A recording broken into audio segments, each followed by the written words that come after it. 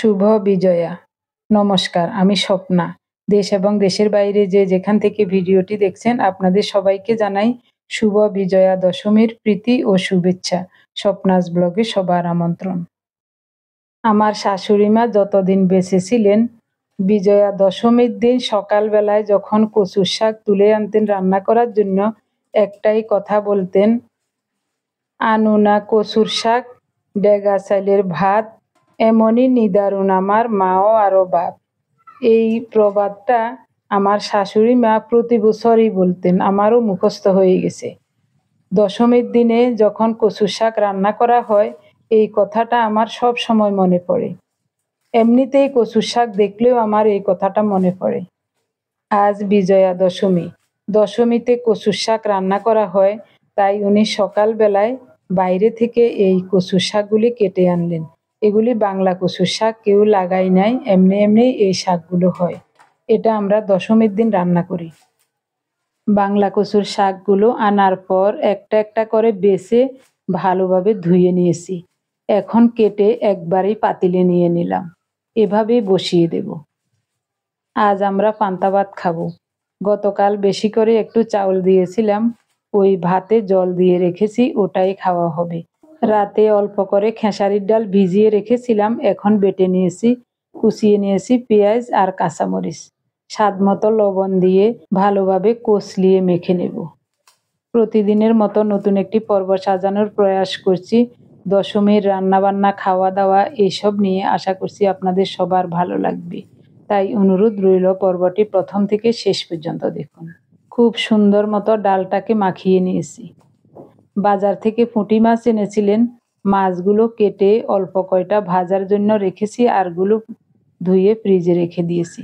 এগুলোতে লবণ মাখিয়ে রেখেছি, এখন ভালোভাবে ধুয়ে নেব, তারপরেই হলুদ লবণ মাখিয়ে তেলে ভেজে নেব। রান্না বসিয়ে দিলাম। একটু বেশি করে সরিষার তেল দিয়েছি। প্রথমেই ভেজে নেব কয়েক পিস করলা। করলাগুলো হলুদ লবণ আর সামান্য একটু চাল বাটা মিশিয়ে ভালো করে মাখিয়ে নিয়েছি। এতে করে ভাজার সময় তেল কম টানবে। এদিকে কচুর শাকও রান্না বসিয়ে দিয়েছি। স্বাদ মতো লবণ দিয়ে 1 গ্লাস নর্মাল জল দিচ্ছি। বেটে রাখা রসুন দেব। এরপরে ঢাকা দিয়ে মাঝারি আঁচে অনেকক্ষণ পর্যন্ত রান্না করব। এদিকে করলা ভাজাগুলো উল্টে পাল্টে খুব সুন্দর মতো ভেজে নেব। অল্প কয়টা ছোলা শুকনো কড়াইতে ভেজে নিয়েছিলাম, এখন খোসা ছাড়িয়ে ভালোভাবে ধুয়ে নিয়েছি, এটা দিয়ে দেব।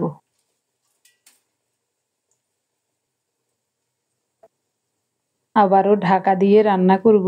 আস্তে আস্তে শাকটা সিদ্ধ হোক, এদিকে আমি ভাজাভুজিগুলো করে নেব। করলা ভাজা খুব সুন্দর মতো হয়ে গেছে, উঠিয়ে নিচ্ছি। তেল বেশি টানে নাই এবং ভাজাটাও খুব সুন্দর হয়েছে। এভাবে করলা ভাজা করলে তিতাও লাগে না, খুব ভালো লাগে খেতে। এখন ডালের বড়াগুলো ভেজে নেব। সবগুলো ডালের বড়া দিয়ে ঢেকে রান্না করব 2-3 মিনিট। এদিকে শাকটাও প্রায় সিদ্ধ হয়ে আসছে, ভালোভাবে নেড়ে চেড়ে দিচ্ছি। শাকের রংটা কত সুন্দর দেখুন। হলুদ দেব না, হলুদ দিলে এই সবুজ রংটা থাকবে না। ডালের বড়াগুলো 3-4 মিনিট ঢাকা দিয়ে রান্না করেছিলাম, খুব সুন্দর মতো সিদ্ধ হয়ে গেছে। ও পিঠটা লাল লাল হয়ে গেছে, উল্টিয়ে দিচ্ছি। এই পিঠটাও এরকম লাল লাল হলে নামাবো। আপনি যদি আমাদের চ্যানেলে নতুন হয়ে থাকেন, সম্পূর্ণ পর্বটি দেখার পর যদি একটু ভালো লাগে, আমার অনুরোধ রইল চ্যানেলটি সাবস্ক্রাইব করে আপনার মূল্যবান মন্তব্যটি লিখে জানাবেন। ফেসবুক থেকে ভিডিওটি দেখে থাকলে পেজটি ফলো, লাইক, শেয়ার করে আপনার মূল্যবান মন্তব্যটি লিখে জানাবেন। যে কোনো গঠনমূলক মন্তব্য করতে পারেন, কোনো সমস্যা নাই, আমি আপনাদের সকল মন্তব্যের উত্তর দেব। ডালের বড়াগুলো খুব সুন্দর লাল লাল এবং মচমচে হয়ে ভাজা হয়ে গেছে, উঠিয়ে নিচ্ছি। এখনো কিন্তু অনেকটাই তেল রয়ে গেছে, এই তেলেই পুঁটি মাছগুলো ভেজে নেব। পুঁটি মাছগুলোতে হলুদ লবণ ভালো করে মাখিয়ে নিয়েছি, একটা একটা করে দিয়ে দিলাম।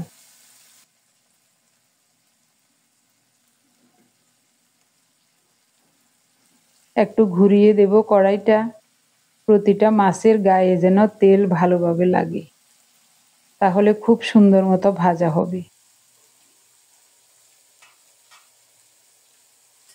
এদিকে শাকটাও মনে হয় ভালোভাবে সিদ্ধ হয়ে গেছে, জলও কমে আসছে। আর ঢাকা দেব না, নেড়ে চেড়ে কিছুক্ষণ রান্না করব ঢাকা ছাড়া। এখন কেটে রাখা 5-6টা কাঁচামরিচ দিয়ে দেব।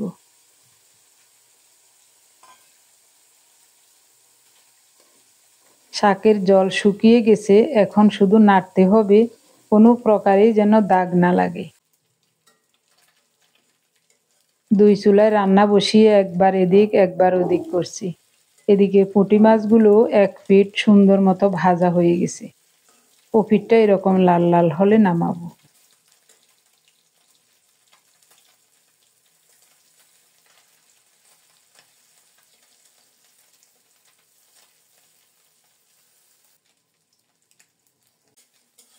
নেড়ে চেড়ে উল্টে পাল্টে পুঁটি মাছগুলো মচমচে করে ভেজে নিয়েছি, উঠিয়ে নেব।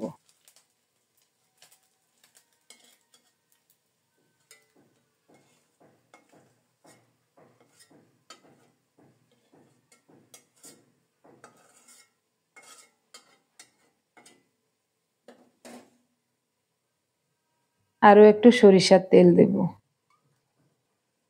ফোড়নে দিচ্ছি শুকনো মরিচ, মরিচগুলোকে নেড়ে চেড়ে একটু ভেজে নেব। এরপর পাঁচফোড়ন দিচ্ছি। পাঁচফোড়নটা কিছুক্ষণ ভাজা হলে তারপরে দেব কোরানো নারিকেল। কোরানো নারিকেল দিলাম। নারিকেলটাকেও লাল লাল করে ভেজে নেব।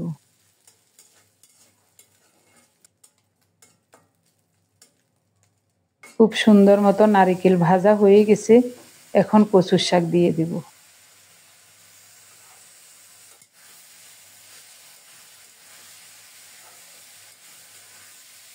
এই শাকটা যে কত চমৎকার হবে দেখেই বোঝা যাচ্ছে।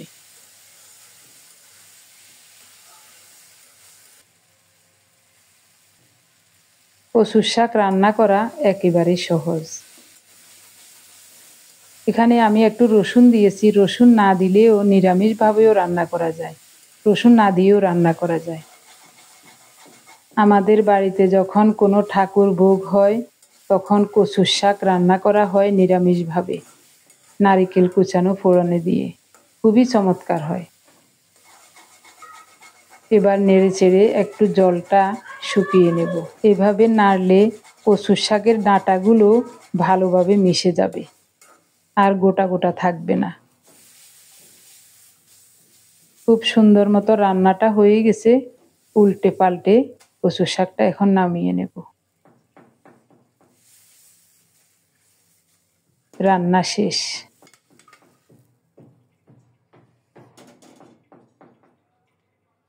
কত সুন্দর হয়েছে, রংটা কত সুন্দর, একবার দেখুন। বাংলা কচুর শাকে আমরা কোনোদিন হলুদ ব্যবহার করি না। আমার শাশুড়ি মা, আমার মা, ওনারাও কোনোদিন বাংলা কচুর শাকে হলুদ ব্যবহার করতেন না, আমিও করি না। বাংলা কচু ছাড়া অন্য কোনো কচুর শাক রান্না করলে তখন হলুদ ব্যবহার করি, কিন্তু বাংলা কচুর শাকে কখনোই হলুদ ব্যবহার করি না।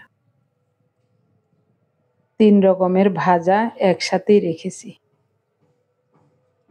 রান্নাগুলো কেমন হয়েছে, দেখতে কেমন লাগছে কমেন্টস করে জানাতে কিন্তু ভুলবেন না। এখন খাবার পরিবেশন করব।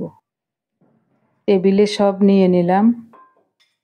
সকালবেলায় পিঠা বানিয়েছিলাম, প্লেটে করে পিঠা সাজিয়ে নিয়েছি, মিষ্টি নিয়েছি, টক দই নিয়েছি, আর পান্তা ভাত নিচ্ছি। আজ শুধু ছোটবেলার কথা মনে পড়ছে। এখন আমরা কত সহজে কাজগুলো সেরে নিচ্ছি, কিন্তু তখন আমার মায়েরা কত কষ্ট করেছেন। যেমন দশমীর দিন সকালবেলায় পিঠা বানানোর জন্য চাউল কুটতেন ঢেঁকিতে, রাতে আতপ চাউল ভিজিয়ে রাখতেন, সকালবেলায় পরিষ্কার করে ধুয়ে জল ঝরিয়ে রাখা হতো, তারপরে ঢেঁকিতে কুটা হতো ওই চাউলের গুঁড়ো। আমরা সবাই অধীর আগ্রহ নিয়ে বসে থাকতাম কতক্ষণে মা পিঠা বানাবেন, কতক্ষণে খাবো। মাকে শুধু জিজ্ঞাসা করতাম, মা কি কাজ করা লাগবে।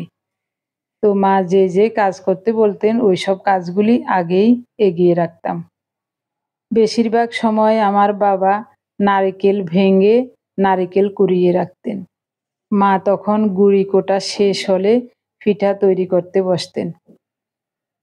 তো আমিও মায়ের সাথে হাতে হাতে কাজ করতাম। আমার এখনো মনে আছে। এদিকে 10টা-11টা বেজে যেত, সবার ক্ষুধা লাগতো। মা তখন 2 চুলায় রান্না বসাতেন, একদিকে ভাত আরেকদিকে পিঠা। তখন আমরা দেখেছি দশমীর দিন এক রকমের পিঠা বানাতেন। পিঠার কাই বানানোর সময় তখন নারকেল কুড়িয়ে ওই কাইয়ের সাথে দিয়ে দিতেন, আর ওটা শুধু লবণ দিয়ে সিদ্ধ করে নিতেন। ওটা নামিয়ে দিলে একটু ঠান্ডা হলে ওভাবে পিঠা তৈরি করে দিতাম, কোনোটা লম্বা করে কোনোটা গোল করে। তখন আমার মা ওই ভাপে সিদ্ধ করে দিতেন, আমরা ভাই বোন সবাই মিলে খেতাম কত আনন্দ করে। সাথে একটু গুড় দিতেন। ওই গুড় দিয়ে এই পিঠা খেতে খুব ভালো লাগতো, কারণ বেশি করে নারকেল দেওয়া থাকতো। এটা এমনি এমনি খেতে ভালো লাগে। ওদিকে আবার দুর্গা মায়ের বিসর্জন হতো নদীতে। আবার এক দৌড়ে নদীর কাছে যেতাম, এক দৌড়ে বাড়িতে আসতাম। কি যে আনন্দ লাগতো। যখন বিসর্জন হতো তখন চোখে জল চলে আসতো। ওই ছোটবেলায় কয়েকবার প্রতিমা বিসর্জন দেখেছি, ওটাই মনে আছে। এরপরে ছেলেবেলায় বিয়ে হয়ে শ্বশুর বাড়িতে চলে আসলাম। তারপর থেকে আর কখনোই সেরকম প্রতিমা বিসর্জন দেখা হয়নি। সেই সৌভাগ্য আর কখনো হয় নাই। আজও সকাল থেকে ঘরের কাজ করছি, রান্নাবান্না করছি, কিন্তু ছেলেবেলার কথা মনে পড়ছে, মায়ের কথা মনে পড়ছে, বাবার কথা মনে পড়ছে।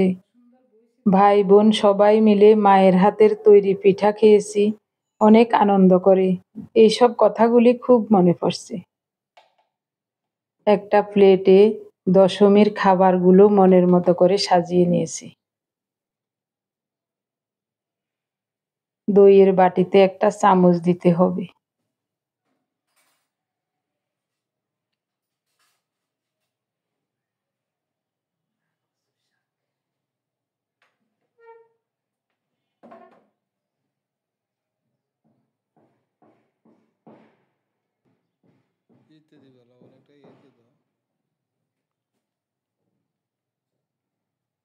মনে পড়লো লবণের কথা।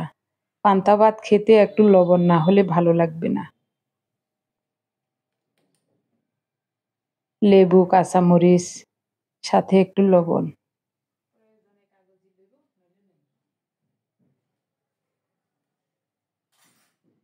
সবকিছু মোটামুটি রেডি করেছি।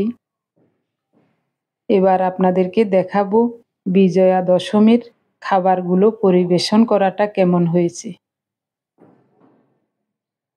অবশ্যই আপনারা কমেন্টস করে জানাতে ভুলবেন না।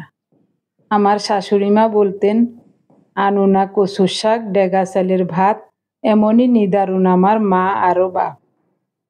পান্তা ভাত, কাঁচামরিচ, কচুর শাক, পুঁটি মাছ ভাজা, ডালের বড়া, লবণ, লেবু, 4 রকমের পিঠা, টক দই, মিষ্টি। আপনাদের কার কার দশমীতে এ ধরনের খাবারের আয়োজন করার নিয়ম আছে, অবশ্যই কমেন্টস করে জানাতে ভুলবেন না। আমার এসব জানতে এবং জানাতে খুব ভালো লাগে। আমরা দশমীতে কি কি করি, আমাদের নিয়ম কানুনগুলি আপনারা জানবেন, আপনাদেরগুলি আমরা জানব। এভাবে একে অন্যের সাথে দূর দূরান্ত থেকে মনের কথাগুলি আদান প্রদান করব, এটাই আমার কাছে খুব ভালো লাগে। এক প্লেটে পান্তা ভাত নিয়েছি, ওনার জন্য আরেকটা প্লেট বেড়ে নিয়েছি। ওটাতে পান্তা ভাত নয়, ওটাতে জল দিই নাই, ওটা এমনি শুকনো আছে, তবে গতকালের ভাত। ওই প্লেটটাও দেখাবো আপনাদের। এই দেখুন, ওনার জন্য বেড়ে নিয়েছি। দেশি চিকেন কষা করেছিলাম, ওটাও নিয়েছি বাটিতে করে।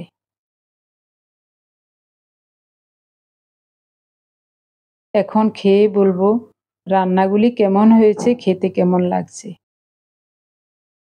আমার প্রিয় ভাই বোন বন্ধু স্বজন, আপনারা যারা প্রতিনিয়ত ভালোবেসে আমাদের ভিডিওগুলি দেখে যাচ্ছেন এবং ভিডিও দেখে সুন্দর ও গঠনমূলক কমেন্টস করে আমাকে কাজ করার শক্তি এবং সাহস জুগিয়ে যাচ্ছেন, আমি আপনাদের সবাইকে জানাই অজস্র অজস্র ধন্যবাদ, অভিনন্দন এবং কৃতজ্ঞতা। ভাত খেতে বসবো এমন সময় কে জানি ফোন করেছে। ওনার মোবাইলে ফোন আসছে, উনি বলছেন তুমি কথা বলো। আমাদের পরিচিতই, উনি কথা বলছেন।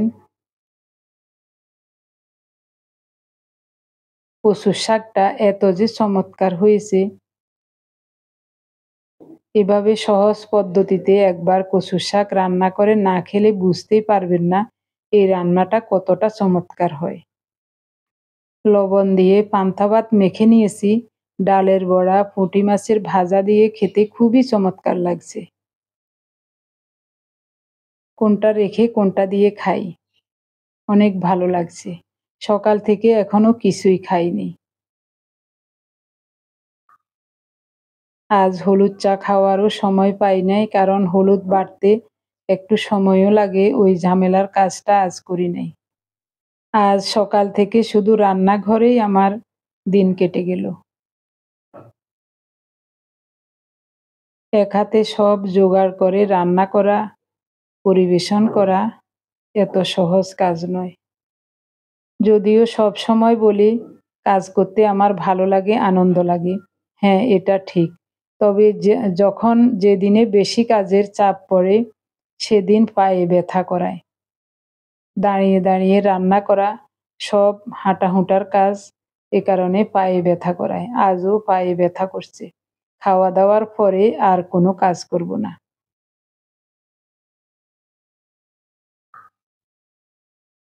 খুবই চমৎকার লেগেছে খেতে। আর ভাত নেব না, মাংসটা খেয়ে নেব, তারপরেই পিঠা খাবো। যা খেতে পারি দই মিষ্টি সবই খাবো। উনি মিষ্টি খাবেন না, আমি হয়তোবা একটা মিষ্টি খাবো, আরগুলো পার্থর জন্য রেখে দেব।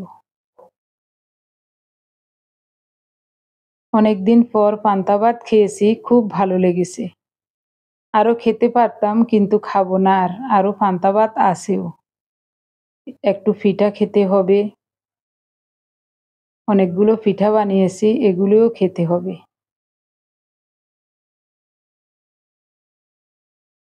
পার্থ সকালবেলায় পিঠা খেয়েছে, যাওয়ার সময় দুপুরের খাবারও দিয়ে দিয়েছি।